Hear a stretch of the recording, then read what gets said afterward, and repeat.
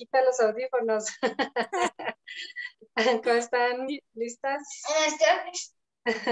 ya es- pues ya estamos listas. Las dejo. Ya está lista. Entonces, ya nada más estamos también esperando que se puedan conectar más Personas. gente. Sí, sí, sí, vamos apenas iniciando. Entonces, demos oportunidad, muchachas, tranquilas, Claro. tranquilas. Y también que nos vamos Perfecto. a conectar a Facebook Live. Ya Entonces, está en Facebook. Sí, ya ya, estamos. justo acabamos de entrar a Facebook. Perfecto. Ana Karen, cuando haya preguntas, ¿tú me las dices o me mudo a Facebook Live después? No, aquí se las vamos a ir diciendo, Súper, si no gracias. se preocupe. Bueno, para todas las personas que ya están aquí, igual agradecerles la asistencia a toda esta serie de eventos. Recordar que todos estos eventos fueron hechos por el equipo organizador, conformado por la secretaria de Equidad y Género de la Federación de Asociaciones de Egresados de Chapingo, Alejandra González, también por Flor Lucero, que no sé si se encuentra ya aquí, y en la parte logística apoyándonos siempre con toda la actitud y amabilidad, la licenciada Aislinn Flores y su servidora. Asimismo, todos estos eventos son para todo aquel público que le interese alguno de los temas aquí ofertados, ya sea que tenga algo que ver en sus labores cotidianas con el campo o no. Y precisamente son para que se vayan acercando un poquito a este amplísimo sector. Y bueno, pues yo creo que por aquí tal vez se vayan conectando un poquito más progresivamente. Y mientras leo su semblanza. Muchísimas gracias por estar aquí con nosotros el día de hoy y para darnos la plática sobre género y evaluación de políticas públicas. Les presento a la maestra en ciencias, Claudia Mir Cervantes. Ella tiene un amplísimo currículum. Es maestra en análisis económicos de las decisiones públicas por la Universidad París-La Sorbona. Cuenta con una especialidad en economía y finanzas públicas por el Instituto Internacional de Administración Pública de París. Es licenciada en economía por el Instituto Tecnológico Autónomo de México. Tiene un diplomado en estudios de la integración europea y diplomado en presupuesto basado en resultados UNAM, Secretaría de Hacienda y Crédito Público. Desde 2004 se dedica a la consultoría e investigación en evaluación de programas públicos y a la formación de capacidades para funcionarios, evaluadores y organizaciones de la sociedad civil.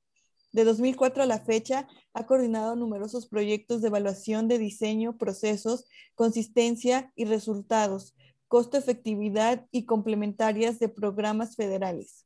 Las principales dependencias con las que ha colaborado son Coneval, Prospera, Programa de Inclusión Social, Indesol, Cendesol, Cebien, STPS, Servicio Nacional de Empleo, Sedatu, ISSSTE, InMujeres, Zagarpa, ahora SADER. También ha sido consultora del BID, Banco Mundial, y Conferencia Interamericana de Seguridad Social, Fondo de Desarrollo Agrícola, Organización de Naciones Unidas para la Alimentación y la Agricultura, entre otros. Y vaya, qué currículum tan impresionante. Sin más preámbulos, le cedo la palabra para que pueda iniciar con la plática. Hola, buenas tardes a todas y a todos. Muchísimas gracias por la invitación. Me encantó la iniciativa y pues me da mucha alegría poder compartir con ustedes mi experiencia. Les cuento un poco más. Como pudieron oír en la semblanza, pues soy economista, me dedico a la evaluación de programas públicos desde 2004 y de alguna manera entonces pues no soy una profesionista del campo, pero sí he sido una profesionista en el campo. Y me he dedicado básicamente a hacer análisis y a estudiar distintos programas y proyectos gubernamentales que inciden en el medio rural, en la población rural, pero también a programas sociales de otra naturaleza. Otro tema que me ha interesado mucho y que es el por lo que el título de la ponencia es Género y Evaluación de Políticas Públicas, ha sido la perspectiva de género y la forma en que se incorpora en políticas públicas. Y es de esta doble perspectiva que quisiera compartir con ustedes la experiencia. Un primer tema que me gustaría plantearles es que en mi experiencia y en mi opinión, en la evaluación de políticas y programas públicos hay muchísimo espacio para una gran diversidad de profesionistas del campo. En estos años de experiencia he tenido la oportunidad de trabajar en y con equipos multidisciplinarios, por ejemplo, de médicos veterinarios o tecnistas, ingenieros agrónomos, técnicos, economistas agrarios, en fin. También en otros ámbitos con sociólogos, con administradores, con economistas, también por supuesto con expertos y expertas en género y políticas públicas. En ese sentido, lo que quisiera comentarles es que para hacer evaluación de programas gubernamentales, normalmente se requieren equipos multidisciplinarios que puedan tener expertices técnicos, por ejemplo, si estamos evaluando programas de desarrollo agropecuario o rural en temas agrícolas o pecuarios, pero también en género y también especialistas en evaluación. Para mí, un equipo ideal es un equipo conformado por expertos en el tema que vamos a evaluar, en evaluación y análisis de políticas públicas, y estoy tratando de que en mis equipos ahora haya siempre perspectiva de género y que tengamos entonces expertos en género. Eso con el fin de asegurarnos de que si bien quizás los proyectos o los programas no han sido diseñados con perspectiva de género, que nosotros busquemos sistemáticamente integrar la perspectiva de género en nuestra evaluación. Algo que yo he podido observar a lo largo de mi experiencia, y me tocó hacer mucho trabajo de campo trabajando con FAO y Zagarpa en mis primeros años, de 2004 a 2007, me dediqué a hacer evaluación de programas gubernamentales de la Zagarpa. Y en ese marco me tocó ver en campo y trabajar mucho con operadores de la Zagarpa y de las secretarías estatales de desarrollo agropecuario. Y algo que observé es que los profesionistas del campo, tanto de esas dependencias como posteriormente de programas sociales que vi de la Sedesol y demás, tienen grandes capacidades para moverse en comunidades y establecer contacto con la población, lo cual es una gran cualidad para realizar procesos de levantamiento de información en el marco de evaluaciones de programas. Y en ese sentido creo que hay ahí un gran potencial para que las personas profesionales del campo pudieran decidir o optar por participar en equipos multidisciplinarios de evaluación. Otro tema que me gustaría plantearles es hablarles sobre la que me parece que es la importancia de la perspectiva de género en las políticas públicas. Me parece que hay algunos avances, pero que son pinceladas, ¿no? Pequeños esfuerzos que se hacen puntualmente, que de repente pasa que todo el mundo quiere incorporar la perspectiva de género y entonces, por ejemplo, en el sexenio pasado tuvimos una planeación nacional del desarrollo que obligaba a que todo se planeara con perspectiva de género. Quedó en el Plan Nacional del Desarrollo, pero luego en la práctica no hubo como gran manera de ponerle dientes y patas a eso para que de verdad la política pública y los programas pudieran estar diseñados con perspectiva de género. Hay esfuerzos importantes por transversalizar la perspectiva de género a nivel nacional, en gobiernos federal, estatal e incluso municipal, y que no acaba de aterrizar ni en que se logre una perspectiva de género dentro de las instituciones y mucho menos que permee al diseño y ejecución e incluso evaluación de cualquier acción gubernamental. ¿Qué implica adoptar una perspectiva de género y de interseccionalidad?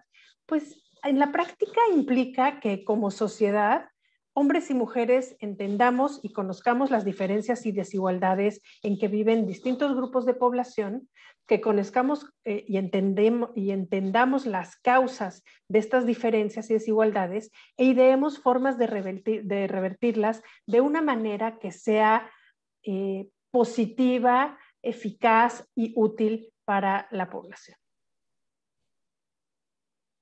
Cuando hablamos de lo que se puede hacer, o sea, esto que les digo es una versión amplia, ¿no? Se puede trabajar la perspectiva de género y luchar por una mayor justicia social, por mayor igualdad bajo un enfoque de género, pues desde el sector privado, desde el sector social, desde el sector civil y por supuesto desde el ámbito gubernamental. Como estamos hablando de género y evaluación de políticas públicas, quizá es importante decir que para lograr que de verdad mediante intervención pública se incorpore la perspectiva de género y se trabaje desde ahí para revertir las causas más importantes de esas diferencias, lo que necesitamos es que los y las tomadores de decisiones entiendan las bases, la importancia y la utilidad de incorporar la perspectiva de género en el ciclo de política pública. Me parece que muy frecuentemente se queda corto. El funcionariado no acaba de entender qué implica incorporar perspectiva de género en la política pública.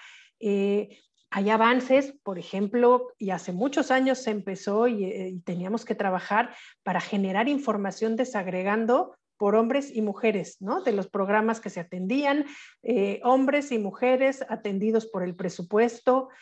En fin, había ahí información que fue como una etapa 1 y que es importante y valiosa. Otra etapa empezó con empezar a analizar programas que atendían mujeres, pensando que por atender mujeres se está incorporando una perspectiva de género o se está avanzando automáticamente en cerrar brechas de desigualdad entre hombres y mujeres, lo cual no forzosamente es el caso, ¿no?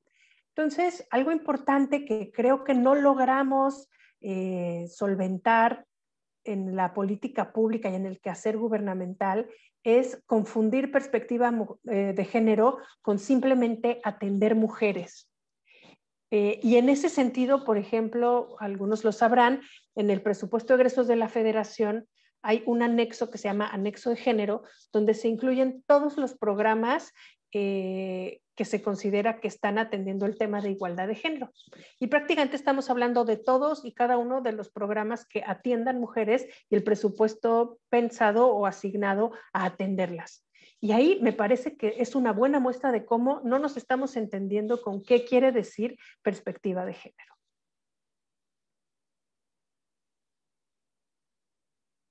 ¿Qué quiere decir lograr incorporar la perspectiva de género dentro de la política pública o de los programas? Yo lo definiría o yo lo explicaría de la siguiente manera. Quiere decir lograr contar con programas que desde su diseño identifiquen claramente diferencias y desigualdades entre hombres y mujeres y que se doten de medios y mecanismos para lograr como resultado un cierre de brechas, atendiendo diferenciadamente a hombres y mujeres si así se requiere. También quiere decir visibilizar el papel de la mujer, en nuestro caso, por ejemplo, visibilizar las distintas desigualdades por distintas características de grupos y de poblaciones para poder atenderlas, es decir, primero hacerlas visibles y luego atenderlas. Finalmente quiere decir evaluar. No sé si para todas y todos sea un término conocido, el término de interseccionalidad, pero el análisis de interseccionalidad está muy de la mano con lo que se ha construido bajo el marco de la perspectiva y la teoría de género, y lo que busca es poder hacer visibles las múltiples variables que se traducen en discriminación y que nos ayuda a entender la manera en que distintos conjuntos de identidades influyen sobre el acceso que podemos tener a derechos o a oportunidades, ¿no? Entonces, por ejemplo, a lo mejor hay una discriminación o una diferencia por género de ser mujer u hombre y, por ejemplo, sabemos que la incidencia de la pobreza femenina en el medio rural tiene distintas causas y es distinta que la incidencia masculina.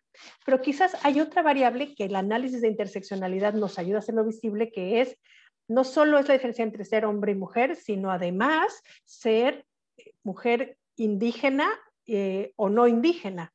Puede ser otra. Puede también tener que ver, por ejemplo, con un grupo de edad.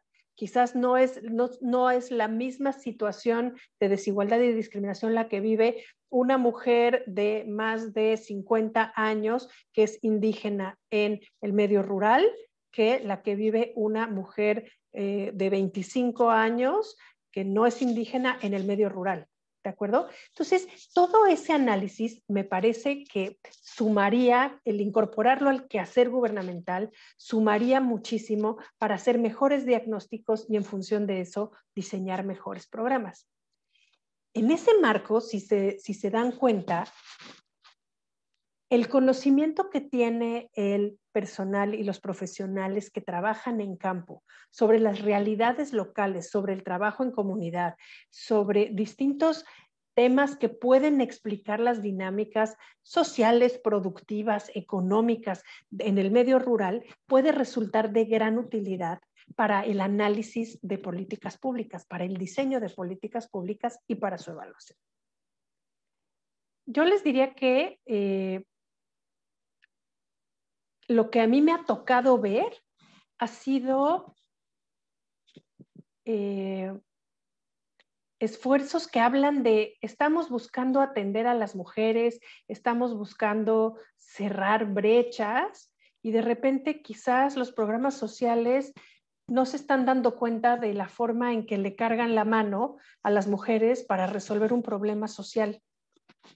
Por ejemplo, les puedo contar que en el marco de alguna evaluación de una intervención de salud, tuve la oportunidad de platicar con mujeres indígenas en Chiapas, quienes nos comentaban que efectivamente en los talleres de salud les habían enseñado la importancia de hervir el agua y que entendían por qué era necesario hacerlo y cocinar con agua hervida y beber agua hervida, en fin. Y lo que nos decían es, pues sí, pero ahora el tema es que ahora tenemos que ir por leña. ¿Quién va a ir por la leña? Y resulta que las únicas que iban a esos talleres de salud eran las mujeres. Entonces, queriendo resolver un problema de salud, que de manera eficaz, efectivamente, las mujeres quizás inciden más que los hombres en poder resolver ese problema, nos encontramos con que se había generado una carga adicional de actividad o de trabajo para las mujeres que bien podría haberse repartido con los hombres. ¿Se fijan? Entonces, buscando resolver un problema, generas o más carga u otra desigualdad y ni siquiera involucramos a los hombres. Entonces, creo que ahí hay un tema muy interesante que es asegurarnos de que entendemos perspectiva de género no como atender mujeres, no como echar mano de las mujeres para resolver una serie de problemas, sino analizar cómo es la convivencia de todos los grupos de población entre hombres y mujeres para entonces buscar soluciones conjuntas que no alteren la convivencia o que en todo caso si la alteran sea en el sentido que lo deseamos para lograr los resultados que nos planteamos, ¿no? Otro tema que me tocó ver, por ejemplo, era, me tocó evaluar el proyecto estratégico de seguridad alimentaria, que fue un proyecto que tuvo la Agencia de Naciones Unidas para la Alimentación y la Agricultura en México por algunos años, que se implementó de la mano con Zagarpa. Y en el PESA había una importante... ¿cómo les diré? Un importante andamiaje pensado en trabajar con mujeres para ayudar a que las mujeres pudieran mejorar sus condiciones de vida, ¿no? Eran mujeres en el medio rural, era generalmente población en situación de pobreza y el PESA trabajaba con grupos de hombres por un lado y de mujeres por otro lado para hacer proyectos productivos, entre otras cosas. Y por ejemplo, ahí me tocó ver algo que me parece que hay objetivos que pueden entrar en tensión y que de repente hay que tomar decisiones sobre qué es lo que vamos a privilegiar como objetivo. Por ejemplo, entendiendo que en aquella comunidad que me tocó visitar, las mujeres predominantemente están en casa y que la cultura normalmente es que ellas se ocupen, en caso de poder, de pequeñas especies de ganadería, para que pudieran tenerlos cerca de casa en el transporte y no tuvieran que salir de casa, el PESA estuvo financiando ese tipo de proyectos. que se volvían proyectos más de autosubsistencia o se volvían proyectos que generaban poco valor comercial, digamos, y en cambio, con los hombres financiaban actividades que tuvieran un mayor valor comercial. Podríamos decir, al final, pues es realista, las mujeres eso es lo que pueden hacer, está muy bien apoyar para que lo hagan y es lo que la tradición indica, pero si se fijan, si lo que estuviéramos planteando como objetivo fuera que queremos abatir las diferencias, por ejemplo, de acceso a recursos o a ingresos dignos, etcétera, entre hombres y mujeres, de alguna manera, al hacer estas diferencias, seguimos perpetuando una serie de roles y una serie de posibles ingresos, ¿no? Es como asumir que como está la mujer en casa, entonces solo puede hacer esto, cuando quizás tendríamos que plantearnos soluciones distintas, ¿no? Entonces, ese es otro tema que yo encuentro súper relevante en el análisis y evaluación de políticas públicas rurales y que puede dar mucha luz sobre cómo de verdad poder construir intervenciones que vean de manera integral a la población rural y que atiendan con enfoque de género y que nos planteemos como sociedad qué queremos como convivencia de hombres y mujeres, por ejemplo, en el medio rural, ¿no? Otra cosa que me he encontrado en algunos programas y en algunos estudios que he realizado en materia de género y política pública es que suena bien poner como bandera el vamos a atender mujeres, ¿no? Como que se pone como vamos a priorizar la atención de mujeres y se pone ahí como una palomita de que esto es políticamente correcto, sería deseable y demás. Pero en la práctica después resulta que no se puede hacer o que no se hace en la práctica. Y me parece que tiene que ver con que cuando se diseñan los programas, se prevé, por ejemplo, atender de igual forma a hombres y mujeres y no se prevén procesos específicos para lograr incorporar a las mujeres a las actividades de los programas. Y puede haber situaciones tan simples como por ejemplo, que se ponga una regla que para que una persona quede incorporada al programa, tiene que ir a las reuniones que se van a realizar en los municipios en tales horarios. Y esas reuniones van normalmente los hombres porque es en un horario en que las mujeres tienen otras actividades, por ejemplo. Si no tenemos programas diseñados con perspectiva de género y entendiendo bien cómo hay que atender diferenciadamente a mujeres y hombres, podemos en la práctica dejar fuera a mujeres y a grupos de población que sí son población prioritaria, pero que en la práctica no pueden ingresar. Por ejemplo, el año pasado tuvimos la oportunidad con mi equipo de evaluar el programa prioritario Sembrando Vida, que plantea como prioridad atender a mujeres. Y vimos que el programa sí las busca y no ha encontrado las suficientes que cumplan con las características que desean para llegar a la meta que se han planteado de atención a mujeres. Y en parte es por las reglas del juego. Se necesita para estar en Sembrando Vida tener tierra o un contrato de parcería o de alguna manera demostrar que se puede tener acceso a un terreno para estar manteniéndolo sembrado bajo los términos que plantea el programa. Sabemos a priori, y eso no es nuevo para ustedes, que para las mujeres tenencia de la tierra y demostrar tenencia de la tierra es muchísimo más complicado que para los hombres. Entonces, ahí la pregunta es, ¿y no podría haber entonces criterios o mecanismos diferenciados? Si el gran objetivo es incorporar a las mujeres, entonces, ¿por qué ponemos un requisito que se vuelve prácticamente imposible de cumplir?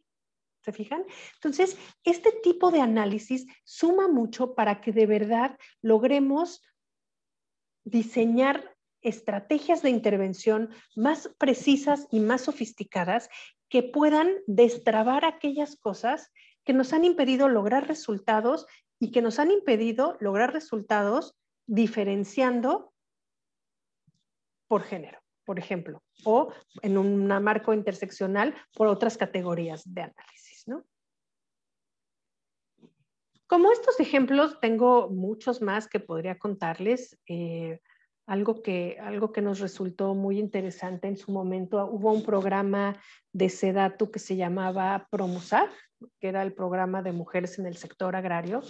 Era un programa que se dedicaba a conformar grupos de mujeres para apoyar con proyectos productivos en el medio rural. No importaba si eran proyectos agropecuarios o de otra naturaleza, igual podían financiar una paletería, un taller de costura, que algún proyecto para el procesamiento de alimentos, en fin, o sea, podía ser de distintos temas. En ese programa era interesante ver cómo las mujeres tenían la posibilidad de ellas proponer sus proyectos sin tener como mucha asesoría de qué era lo que podría valer la pena hacer. Entonces te encontrabas con que había 4 negocios iguales en una comunidad muy pequeña, ¿no? Ahí había un problema, digamos, de falta de un ordenamiento, de una asesoría para pensar de veras, ir más allá y generar proyectos que tuvieran realmente un valor comercial. Y en ese sentido, si se fijan, alguien dirá, pues es que la gente sabe lo que quiere y que entonces ellas pueden decidir qué hacer, seguramente escogerán algo que saben hacer y que les gusta hacer, en lugar de que les impongan otra cosa, ¿no? Ahí me parece que existe como una dualidad entre dejar libremente que la gente decida o asesorar y un poco quizás inducir o informar ciertas características que es necesario que tengan los proyectos para que realmente valga la pena la inversión.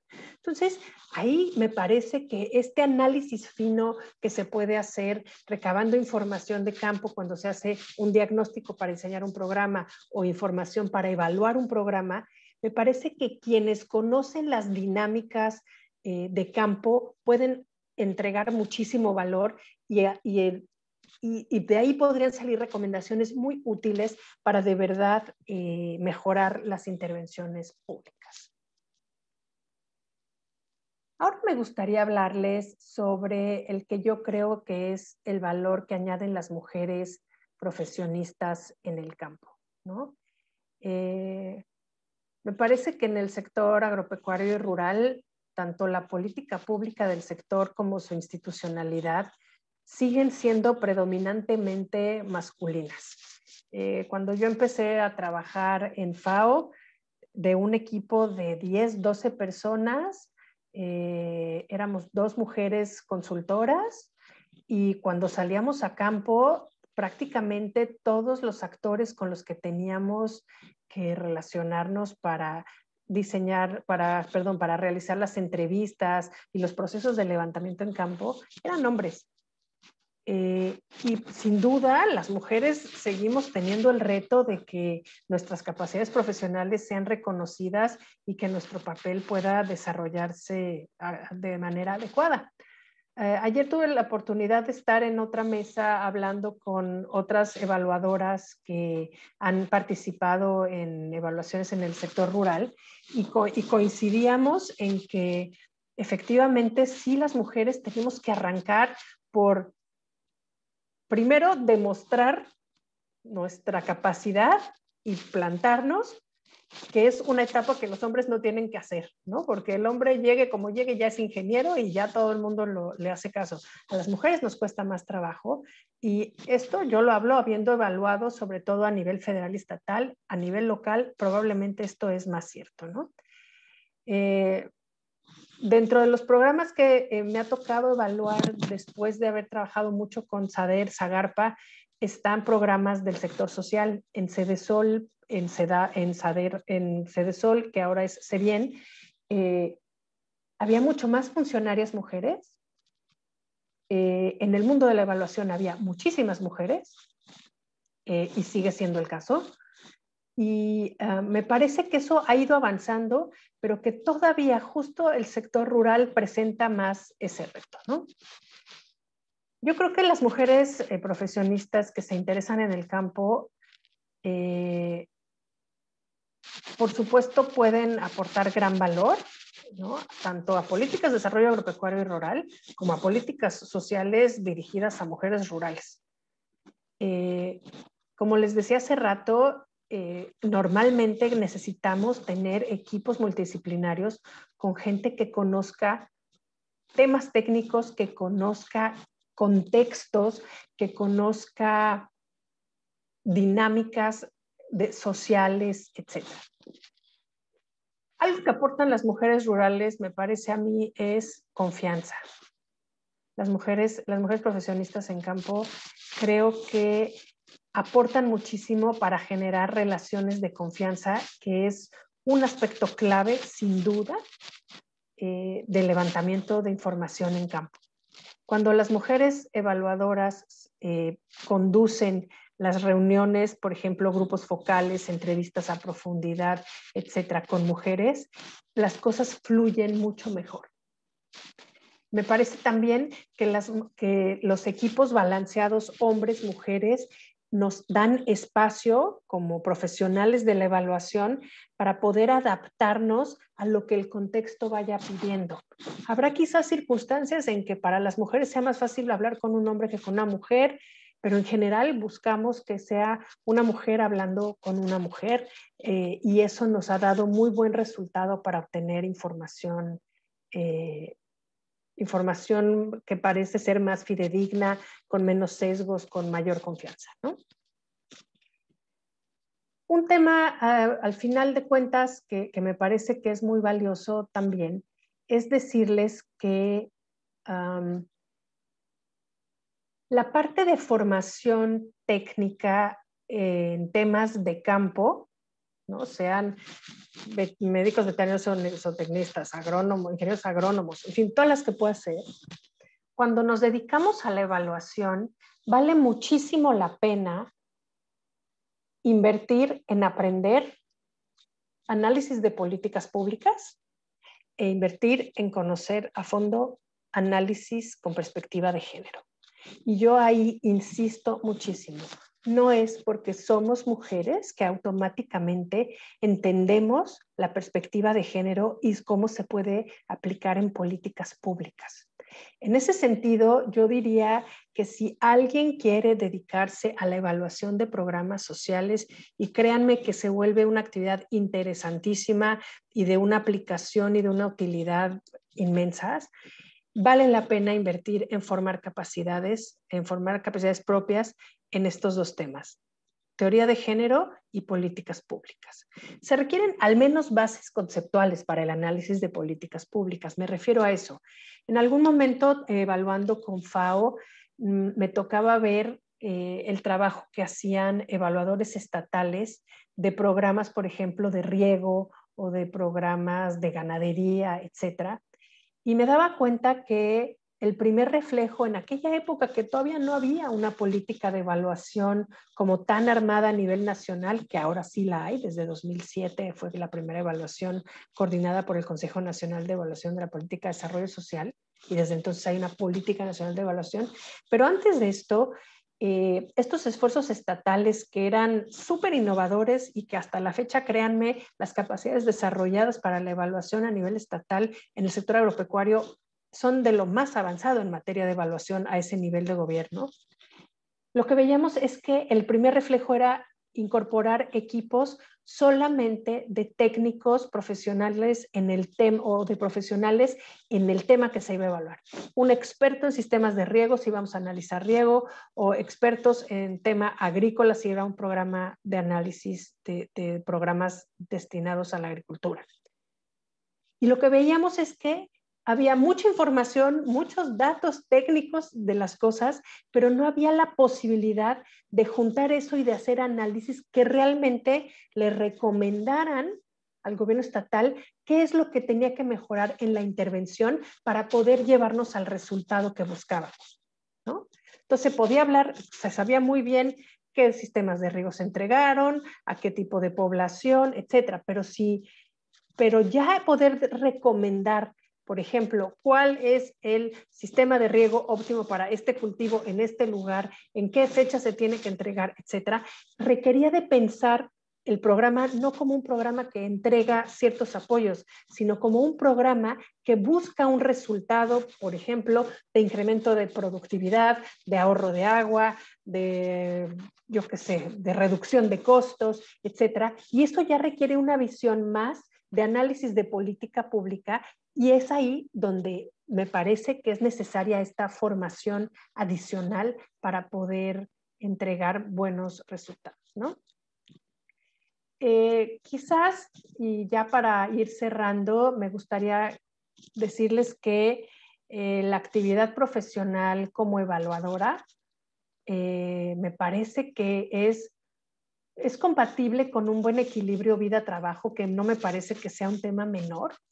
Yo creo que todos deberíamos de estar buscando esto, y las mujeres tendremos que estar luchando por tener buenos equilibrios y no pensar que para ser exitosas en lo profesional tenemos que dejar la vida y trabajar 18 horas y no poder hacer nada más. Yo lo que he encontrado a lo largo de estos años que llevo dedicándome a la evaluación es que dedicarse a evaluar puede ser compatible con un buen equilibrio vida personal y trabajo.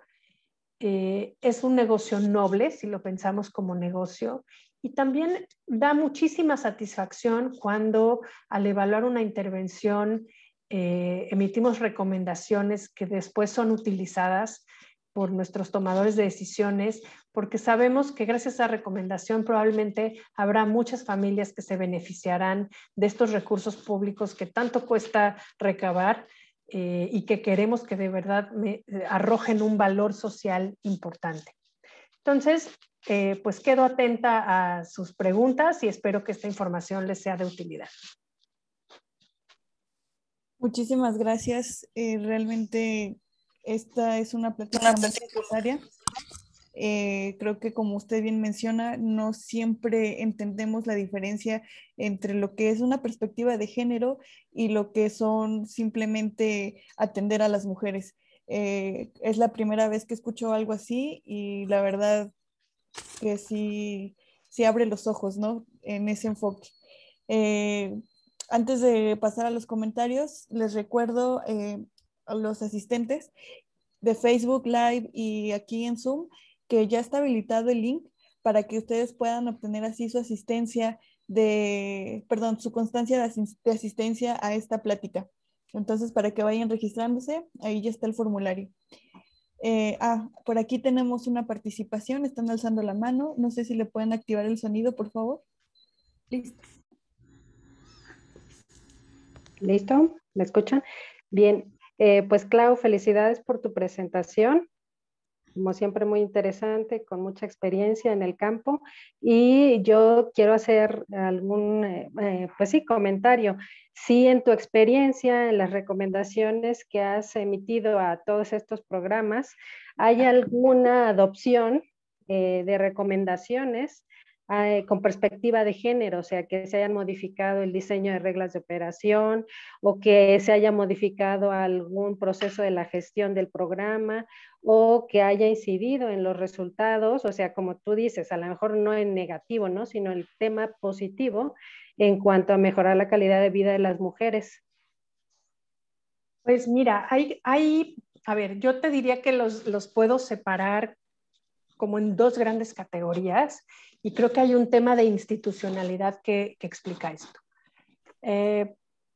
Por muchos años, evaluando programas agropecuarios, yo concluyo que muchas de las recomendaciones que hacíamos, si bien eran pertinentes, a ver, en primera, la gran mayoría de las recomendaciones que se hacían en evaluaciones de programas agroalimentarios no tenían perspectiva de género, porque las evaluaciones no tenían perspectiva de género.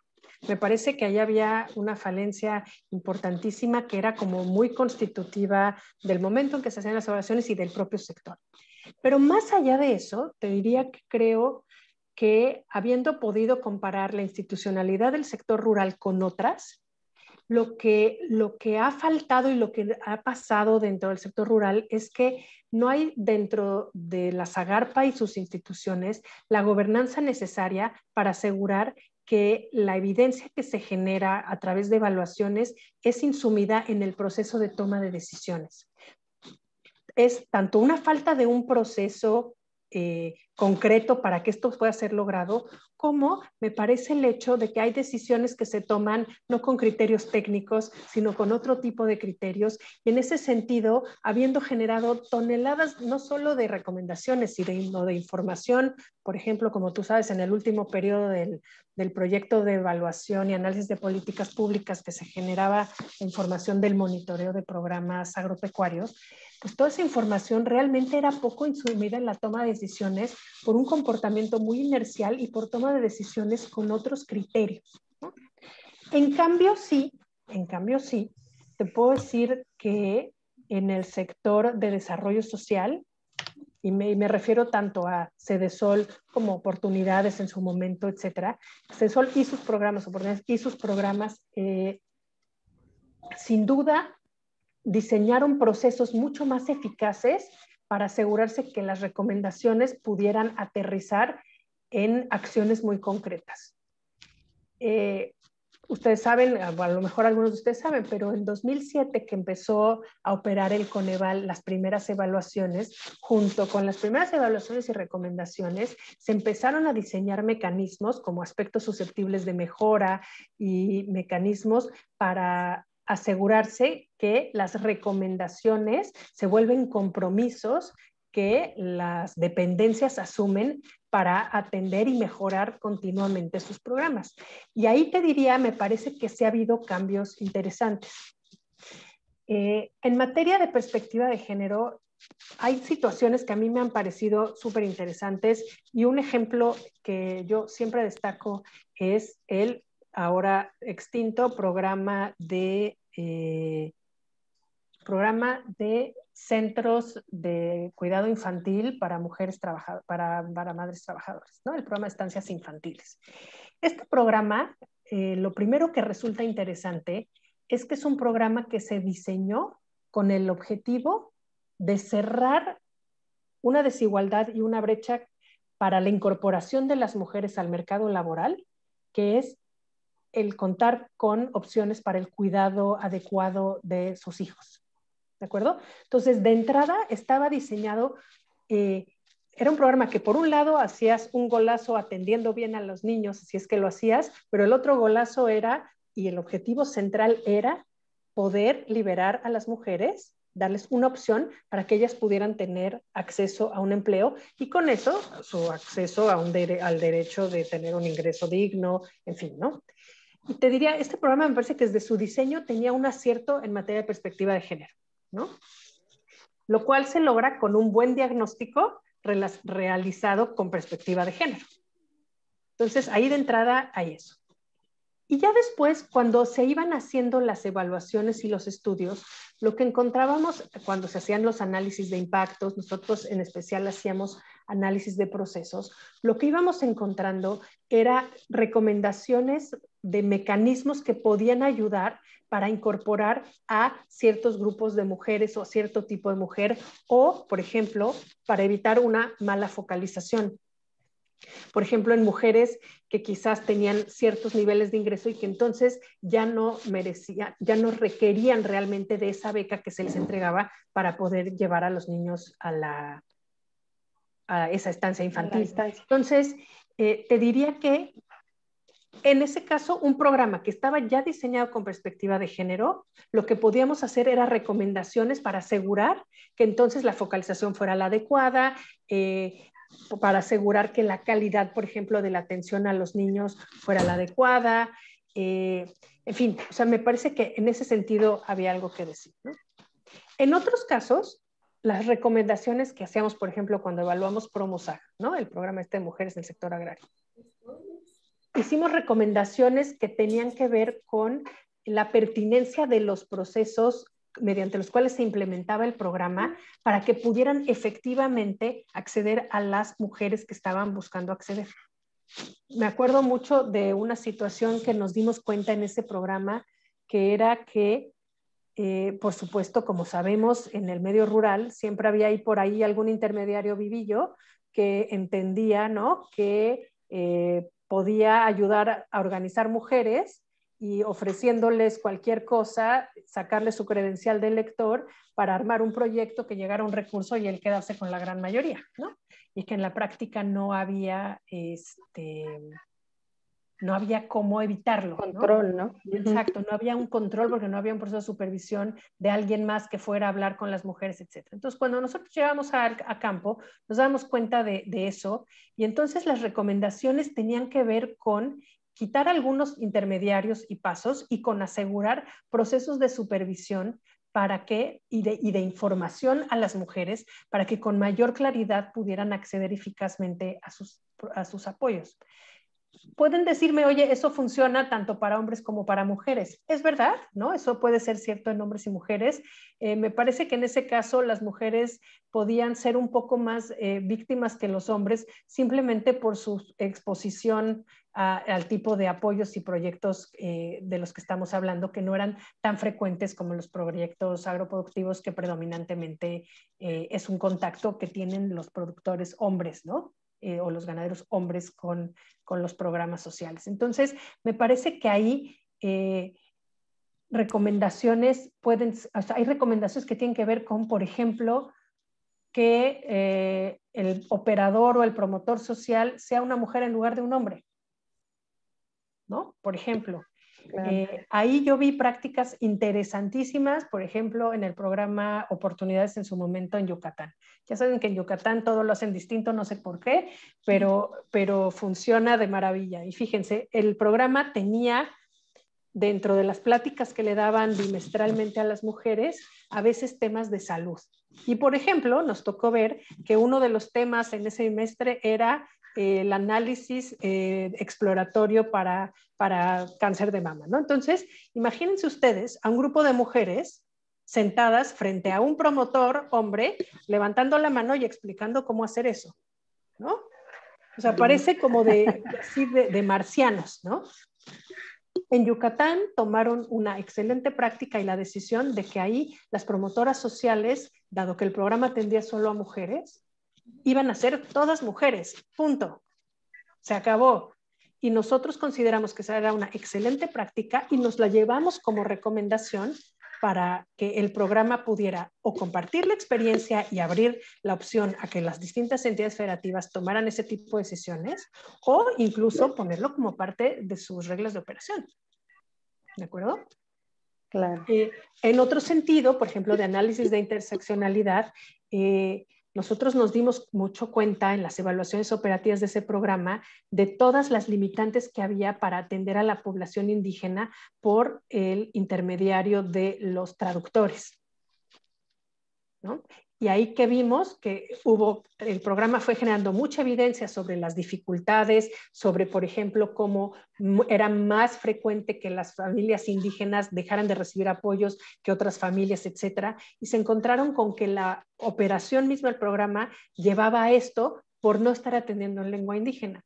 El propio programa, con base en esa evidencia e información que sale en parte de las evaluaciones, pero en parte del monitoreo, pudo tomar decisiones y, por ejemplo, creó en su momento los promotores sociales indígenas. Se alió con el INALI para poder diseñar una certificación, etcétera, y con eso empezaron a trabajar de otra manera y resultó ser muy eficaz. Entonces ahí hay como esta dimensión de interseccionalidad, no es solamente género, sino también este tema de indígena, no indígena, que puede resultar relevante. Entonces, lamentablemente, Pati, son, yo diría, como casos aislados de situaciones en las que las recomendaciones, y especialmente recomendaciones que tienen que ver con perspectiva de género, son insumidas para tomar decisiones que puedan ser distintas.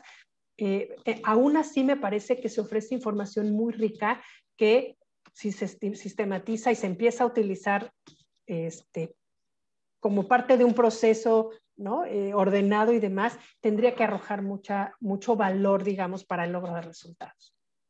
Claro, muy bien. Pues muchas gracias. Muchas gracias, Claudia. Adelante, Karen. Sí, bueno, iba a preguntar si tenía precisamente la Secretaría de Equidad de Género algún mensaje o comentario. Sí, de hecho, pues más que nada darle tiempo aquí a nuestros gente que nos está escuchando en este momento.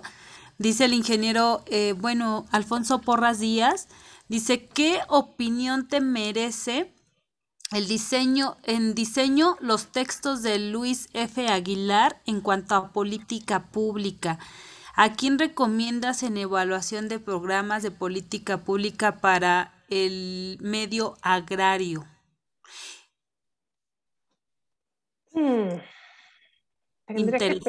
Tendría que pensarlo un poco más. Acuérdense que no es solamente a lo agropecuario a lo que me dedico, pero sí he visto manuales que me parece que son muy aterrizados y que son de utilidad. Y creo que sobre todo los he visto a partir de análisis que hace FAO sobre evaluación en el medio rural. No son de FAO México, sino de FAO Internacional. Y con mucho gusto se los puedo buscar. Miren, en mi opinión, hay poca metaevaluación. ¿Cómo explicar? O sea, hay poca información sistematizada sobre qué es lo que mejor funciona para evaluar en el medio rural. ¿Saben? O sea, cuando yo empecé en 2004 a evaluar, de veras, era esta sensación de tenemos que inventarnos metodologías porque no hay como mucho escrito, ¿no? En materia de evaluación. Puede haber más escritos sobre análisis de políticas públicas, pero propiamente hablando de evaluación y en el marco que hoy se mueve México, especialmente evaluación en el marco de la gestión para resultados, hay mucho menos aplicado de lo que nos gustaría. Pero me parece que de FAO hay un par de manuales que podrían ser de utilidad y con mucho gusto se los puedo hacer llegar. Perfecto. Y de hecho, mira, él mismo nos pregunta sobre, dice, ¿nos podrías recomendar un buen texto o trabajo de evaluación objetiva del programa especial concurrente? Tan famoso este programa. ¿Tienes algún enlace o link? Dice aquí. Fíjense que sí recuerdo que se hizo, pero ya tiene sus añitos, una evaluación la hizo un consultor contratado por FAO Internacional con un consultor de FAO México, que hizo un buen análisis del programa especial concurrente. Espero que siga público, con mucho gusto les busco el vínculo. Ok, Muy perfecto. Por aquí tenemos otro comentario de Rubén Castro Franco. ¿Cuánta discrepancia existe entre una evaluación de grupos de mujeres, hombres y grupos mixtos? Me refiero a la dureza de la evaluación. Y por aquí encontramos también muchas felicitaciones. Perdón, solo para entender mejor esa pregunta, ¿se refiere a la dureza que de las recomendaciones? No especifica, simplemente así está. ¿Cuánta discrepancia existe entre una evaluación de grupos de mujeres, hombres y grupos mixtos? Me refiero a la dureza de la evaluación. Pero no. Bueno, no espero entender bien la pregunta. Si está preguntando desde el punto de vista de los equipos de evaluadores, si son predominantemente femeninos, masculinos o si son mixtos, a ver, yo te diría, al final del día, la evaluación buscamos hacerla de tal manera que sea un análisis riguroso de los datos que levantamos, sean quanti, quali o una mezcla de ambos. Y en ese sentido, creo que independientemente del género, tendríamos que llegar a recomendaciones y a conclusiones parecidas. Probablemente la forma de plantear cambia. Algo que yo me encontraba cuando arranqué evaluando es que las evaluaciones tendían a ser como muy críticas y poco balanceadas en términos de decir qué va bien. O sea, era mucho más fácil señalar qué va mal y recomendar al respecto que destacar qué va bien. Y en cambio, cuando empezaron las evaluaciones del Coneval con todas los problemas o cuestionamientos que podamos hacerle, muy pronto esas evaluaciones pidieron como hacer un reporte más balanceado, destacando buenas prácticas u oportunidades que pudieran aprovecharse y demás. Y en ese sentido, no sé si te refieres a eso en términos de dureza pero creo que lo que hemos logrado avanzar, y quizás el punto de vista femenino ha podido ahí, es lograr algo un poco más balanceado. Algo que yo destacaba en una plática de ayer era que, curiosamente, desde que nació la Política Nacional de Evaluación, pues el área de evaluación del Coneval ha sido predominantemente femenina. Digo, más allá del titular del Coneval que ha sido hombre, las titulares del área de evaluación han sido mujeres y los equipos son predominantemente femeninos. Y en ese sentido te diría que no tengo como un contrafactual para poder claramente responder a esta pregunta, ¿no? Perfecto. Por aquí también tenemos un comentario de Nora Vázquez. La generación de indicadores productivos es una rama que debe fortalecerse desde la creación de política pública. Sin duda. Otro comentario igual de Nora Vázquez. Excelente ponencia. La capacitación de los tomadores de decisiones es fundamental para la creación de política con perspectiva de género. Así es. Ofelia Hernández, excelente presentación, muy clara en los conceptos y en la ejemplificación de los mismos. Cloris Espejel nos manda saludos desde Los Ángeles, California. Y también Gilberto manda saludos desde Conafort en Uruapan, Michoacán. Y aprovechando que Gilberto es hombre, no sé cuántos hombres y mujeres nos acompañan en esta presentación, pero hay algo que sí quiero destacar y es el tema de género, como les explicaba, tiene que ver con qué sociedad queremos y cómo queremos convivir hombres y mujeres. Y en ese sentido, aprender perspectiva de género es tarea de hombres y mujeres, no es un tema de feministas, mujeres, radicales y demás. Realmente cuando hablamos de la perspectiva de género, lo que queremos es ver, por ejemplo, lo que hemos dado por sentado que le toca hacer a hombres y mujeres. ¿Queremos seguirlo dando por sentado? ¿Estamos de acuerdo en que así sea? ¿O hay cosas que podría ser bueno para todos cambiarlo? Y en ese sentido, yo de verdad invito a los hombres que nos acompañen a que se acerquen al tema de la perspectiva de género como un paradigma para leer la realidad y el mundo y pensarnos como sociedad, tanto a hombres como a mujeres. Creo que vale la pena que todos le entremos a este tema. Claro que sí. En ese sentido, otro comentario dice precisamente algo al respecto. Conforme a lo que observo de 41 participantes, que eran yo creo que hace rato, porque ahorita ya somos un poco más, aquí en Zoom, más los que están también en Facebook, solo somos 6 hombres. ¿Por qué será? Debemos integrarnos como profesionales, solo así podremos obtener mejores resultados. Por aquí me pide también la palabra un participante. Creo que ya tiene abierto su micrófono. Sí, adelante, el secretario general de la Federación. Antes, es un gusto y un honor escuchar sus palabras tan atinadas. Desde mi perspectiva, el análisis que hace sobre valga la redundancia, la perspectiva de género, es un análisis muy serio que muy pocas veces escuchamos. Sin embargo, yo quisiera decir que dentro de este componente del que no se ha hablado y que se llama machismo, que nos tiene sumidos no solamente a mexicanos, sino toda Latinoamérica, tal vez España y Rusia y no sé, muchos países con corte machista, también tiene que ver un componente que es el componente religioso. Fuimos dominados por pues más de 3 siglos por los españoles, nos impusieron su religión y con ello todas las costumbres que traía aparejada a la religión. Y eso permeó a los grupos, obviamente, y después fuimos gobernados por militares, después de que asume el poder Porfirio Díaz y hasta que termina Lázaro Cárdenas. Entonces ha sido un paternalismo, como ahora se le está llamando, y se está derrumbando ese mito, esa manera de observar y de ver.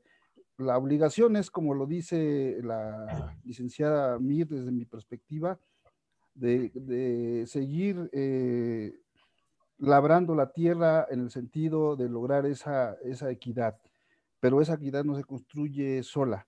Es mi punto de vista. La pregunta es, bueno, le doy dos ejemplos y le hago una pregunta.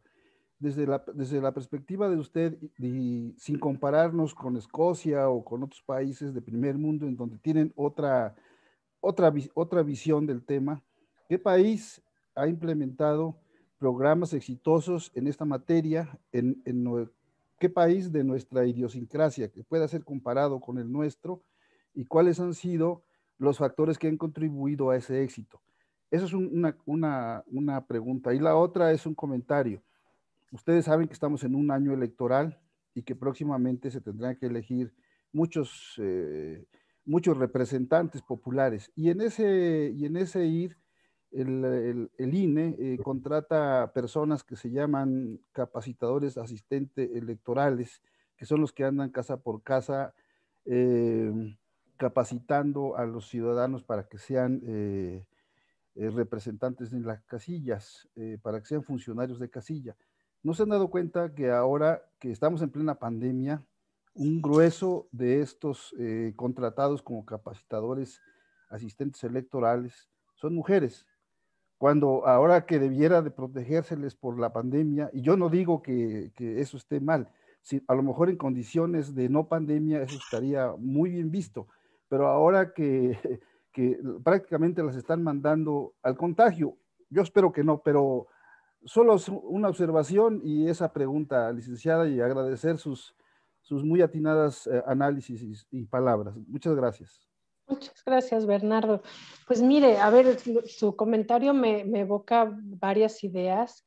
Y fíjese, a lo mejor es verdad lo que dice usted de que hay más mujeres que estamos viendo.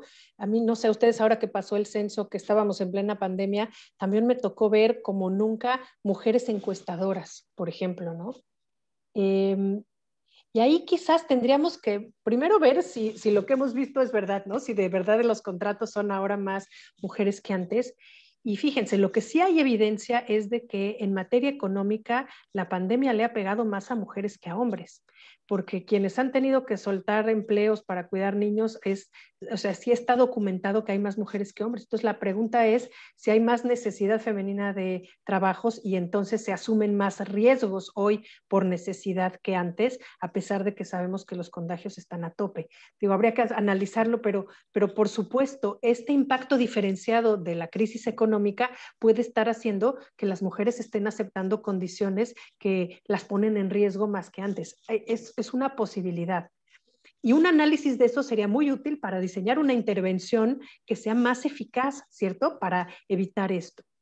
Ahora, en materia de esto que usted menciona antes, relacionado con este patriarcado que se manifiesta, a ver, o sea, esa es la historia de la humanidad prácticamente, ¿no? Salvo excepciones notables.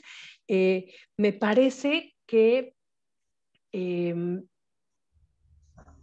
digamos que la forma en que se manifiesta esto que usted llama machismo, pero que yo creo que tiene mucho que ver con estos sistemas patriarcales, se presenta de manera distinta en cada sociedad, pero está presente, ¿no? Por ejemplo, ahí le va, yo me he dedicado estos 2 últimos años, o casi 3 años, a impartir cursos de monitoreo y evaluación para el Fondo Internacional de Desarrollo Agrícola. Y me ha tocado trabajar con los grupos de funcionarios de África francófona, especialmente por todo el mundo, ¿no?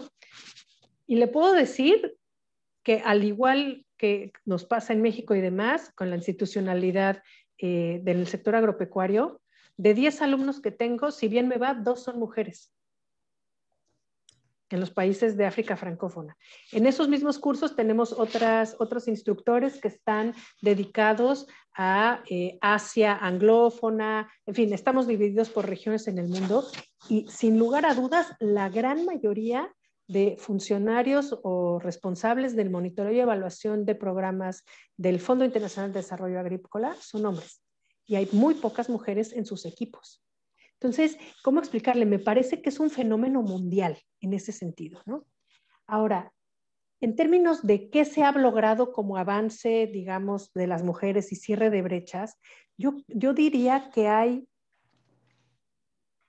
pequeños ejemplos de éxito en distintos países que se pueden destacar y que pueden valer mucho la pena. Y le diría de género y avances también de análisis interseccional, de inclusión por otras variables de discriminación. Mire, por ejemplo, algo que a mí me sorprendió muchísimo, tuve que hacer un análisis sobre derecho a la identidad. Cuando se reformó la Constitución y se puso que la primera acta de nacimiento sería gratuita en este país, para evitar que la gente siguiera creciendo sin acta de nacimiento y es un tema de derecho a la identidad. Al hacer ese análisis, resulta que en Ciudad de México en aquella época éramos una de 3 ciudades en el mundo que era posible emitir un acta de nacimiento en braille. Es decir, el derecho a la identidad de las personas ciegas en Ciudad de México se estaba atendiendo a través de eso. Y era un caso excepcional, ¿no? Y era un tema de cerrar brechas de personas con discapacidad con respecto al resto de la población, por ejemplo. Entonces, yo le diría es un caso puntual, pero me parece que es un caso que ejemplifica muy bien cómo hay acciones muy concretas que pueden ir cerrando brechas. Por ejemplo, otra política que me parece que es sobre todo en Europa, que opera y opera de manera interesante en distintos países, es este derecho a tomar una pausa por paternidad y no solo por maternidad, ¿no? Por ejemplo, en Francia, en la época que yo vivía allá, tanto hombres como mujeres tenían derecho a tomar cierto número de semanas para dedicarse a la atención de los hijos. Y puede sonar como algo muy sencillo, pero detrás de eso va una concepción, si se fija, de que el cuidado infantil no está asociado forzosamente con ser mujer. Parte de pensar que también los hombres pueden ocuparse de sus hijos y que eso puede ser para algunas parejas económicamente deseable o por la razón que sea, puede ser una opción. Y al hacer explícito esto a través de una política pública, también se está dando, ¿cómo le diré? Se está mostrando que se está entendiendo que el cuidado de menores o de niños o etcétera, no es solo una tarea femenina. Y ahí, por ejemplo, podríamos hablar de que hay un avance y hay un cierre de brechas. Como estos ejemplos, por supuesto, habrá otros temas que tengan que ver con, por ejemplo, el derecho a la salud reproductiva, en fin, habrá otros tantos. Y me pregunto, al escucharle, y me parece una pregunta interesante, me pregunto qué tan comparable es una sociedad con otra en este sentido y los niveles de avance que se pueden tener. Por ejemplo, en Bangladesh, le puedo decir que hace 20 años o 22 años, digo, es un país muy joven que nació en los 70s, se planteó que por cuota la mitad del Congreso tenían que ser mujeres. Punto. Y entonces estaba el cuestionamiento, claro, pero si son más aptos los hombres que las mujeres, ¿por qué vamos a tener a mujeres que son menos aptas?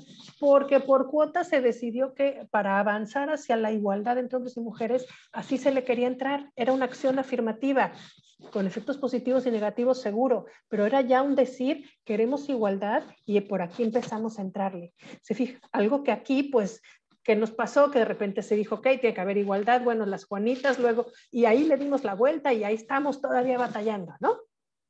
Entonces, ¿qué le digo? Creo que dependiendo del ámbito en el que nos movemos, vamos a encontrar innovaciones que se han hecho en distintos países que pueden ser exitosas, que pudieran tener o no sentido en nuestro país, pero que vale la pena ver como estas formas creativas en las que se está logrando avanzar en esta agenda en favor de la igualdad de hombres y mujeres.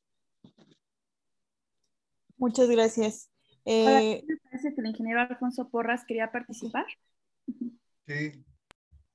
Sí, si me permiten, a mí me parece que la invitación que hace nuestro maestro Edgar López y la anuencia de usted, maestra Claudia Mir, en aceptar que este es un problema binario, es un problema de los dos, de hombres y mujeres, proviene, qué bueno que nos invite Edgar, al pensamiento, a la historia del pensamiento humano, porque esto no se desinstrumenta o desequipa o no nos podemos despojar de un pensamiento tan terrible de sojuzgamiento a la mujer, y yo quiero llegar al punto de aceptar que la mujer tiene axiológicamente mucho más avance que el hombre, axiológicamente en términos de valor, de valores morales, valores éticos, para atender algo que puede ser lesivo para el mismo ser humano de manera binaria. Yo creo que esto se remite a la historia del pensamiento en las sociedades antiguas.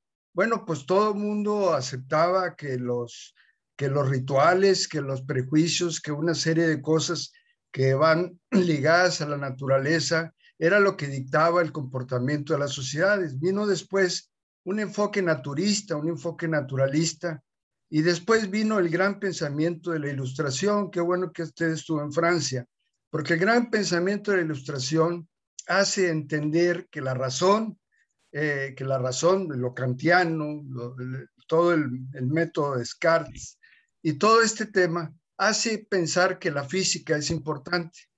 Hoy seguimos trabados en que no podemos entender la relación hombre-hombre, hombre-objeto. Es decir, nosotros necesitamos crecer como la relación humana. Hay juristas del tipo de John Rawls que han estudiado la moral desde el punto de vista jurídico. ¿En qué reside el mal? ¿En qué reside el pecado? ¿En dónde está el error?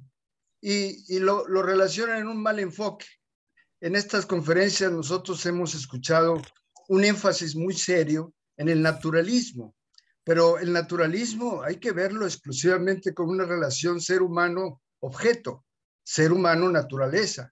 Pero ¿qué pasa en la relación ser humano-ser humano? Hombre, mujer, mujer, mujer, hombre, hombre. Es decir, una carencia que tenemos de cultura que nos debe de incidir en nuestra personalidad y en nuestra formación intelectual y moral, ética, para poder asumir que estamos los dos en el mismo barco. Y eso es lo que nos va a permitir quitarnos el metaprograma. Es un tema que hasta en el lenguaje tiene que ver. Así es. Estamos acostumbrados a hablar de una manera despótica que los hombres no alcanzamos a percibir que estamos ofendiendo a la mujer. Ese tema yo quería reflexionarlo, porque es muy importante que la mujer sepa que el hombre intenta también de una manera seria, pero que hay metaprogramas que nos impiden alcanzar a entender la problemática. Muchas gracias por escucharme. Muchas gracias.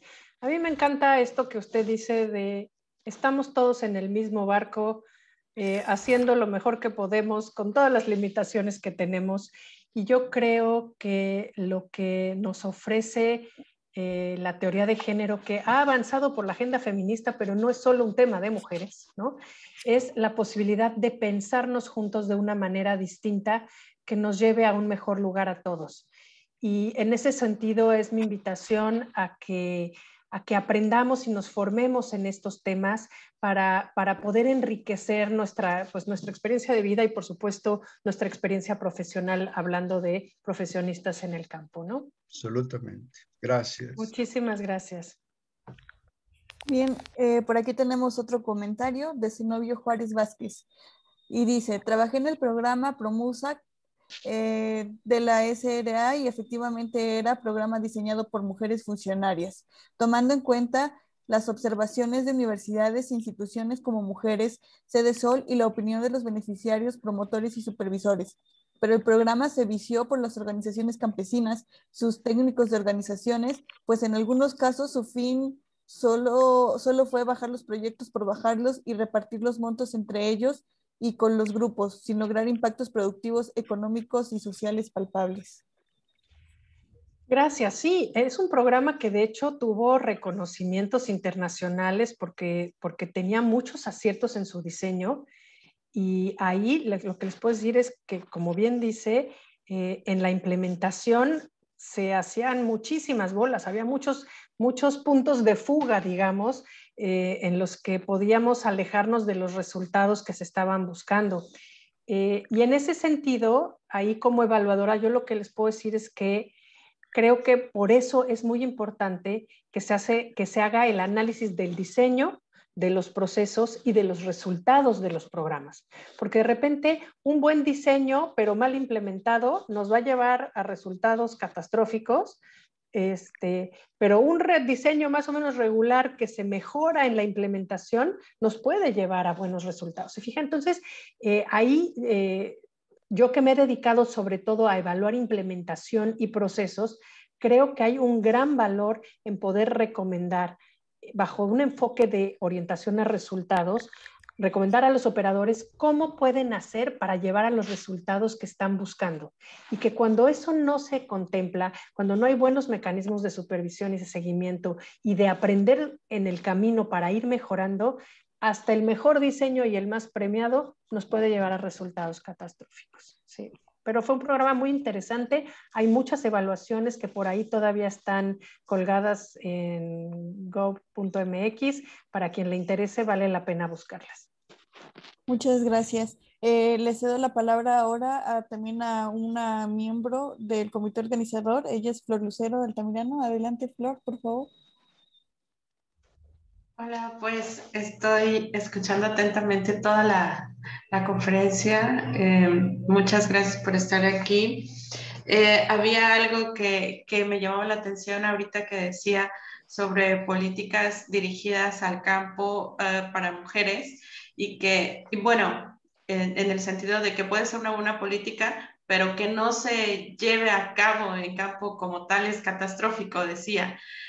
También mencionaba en otras conferencias, hoy en el día, alguien hablaba sobre Sembrando Vida y que no estaba llegando a quienes debiera llegar.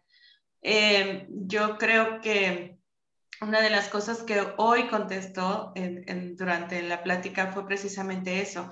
Las mujeres no son dueñas de la tierra o de las parcelas como tal, y muchas veces tampoco se les tiene la confianza para firmarles un contrato de aparcería. Y eso, no sé, radica incluso a la hora de que pudieran decir, bueno, el lugar donde se va a aplicar es uno de pobreza extrema o de alta marginación, y muchas veces esos lugares se llaman por usos y costumbres, por ejemplo, y dentro de los usos y costumbres está no tenerle confianza a las mujeres. Entonces, creo que ahorita dio respuesta a una de los comentarios que se hicieron en otra conferencia. Creo que la observación y el análisis suyo es muy, muy acertado. Muchas gracias. Fíjate que de esto que mencionas, tengo un ejemplo justo del programa Estancias Infantiles que se operó cuando estuvo en marcha la estrategia 100%, que creo que fue en el gobierno del presidente Calderón, que buscaban ir a 100 municipios con 100 acciones estratégicas para lograr el desarrollo. Y eso era en los municipios más marginados del país, entre ellos municipios de Chiapas en zona indígena, ¿no? Y ahí, por ejemplo, pues uno pensaría que, bueno, una estancia infantil siempre será útil, ¿no? Si es de buena calidad y demás. Y ahí nos encontrábamos, tuvimos la oportunidad de visitar una estancia infantil indígena dirigida por una mujer indígena que primero tuvo que echarse un pleitazo con las autoridades por usos y costumbres de su comunidad para poder gestionar una estancia infantil, ¿no? Primero ahí fue un tema complicadísimo. Pero lo siguiente fue que ya una vez abierta, las mujeres no iban a dejar a sus niños fácilmente porque los maridos o no las dejaban o porque ellas mismas consideraban que era su función cuidar a los niños, a pesar de que si se iban a tener que ir a cosechar el maíz, iban a ir con el niño que va a pie, con el niño que van cargando, con el que están embarazadas, más el no sé qué para recoger, más la herramienta, en fin. Y entonces, de verdad, costó muchísimo trabajo que las propias mujeres aceptaran dejar a sus niños. Cuando tuvimos la oportunidad de hablar con ellas en un grupo focal que fue súper interesante, ellas nos decían, es que al principio no queríamos, porque además pues pensábamos que nos iban a ver feo y nosotras mismas como que no creíamos, ¿no?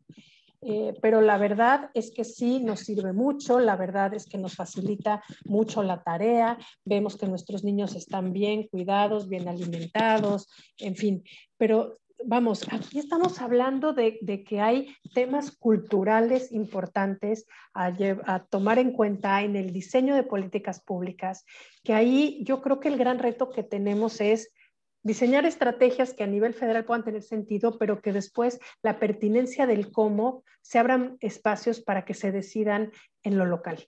Y ahí creo que todavía estamos medio atorados porque llevamos una oferta de servicios que no forzosamente es la que se necesita o no se lleva de la forma o no se consideran procesos que van a hacer posible que esto funcione en contextos muy distintos, ¿no? Entonces, bien, sí, de acuerdísimo contigo. Hay una pregunta aquí, un comentario de Saúl Vargas Mir. Dice, Claudia, ¿hasta dónde consideras que será oportuna la participación de la mujer tanto en la administración pública como en la evaluación de programas para lograr un equilibrio de género? A ver, yo creo que en la administración pública, ahí vamos, ¿no? Al menos en la federal, en la estatal no creo que tanto y en la municipal mucho menos.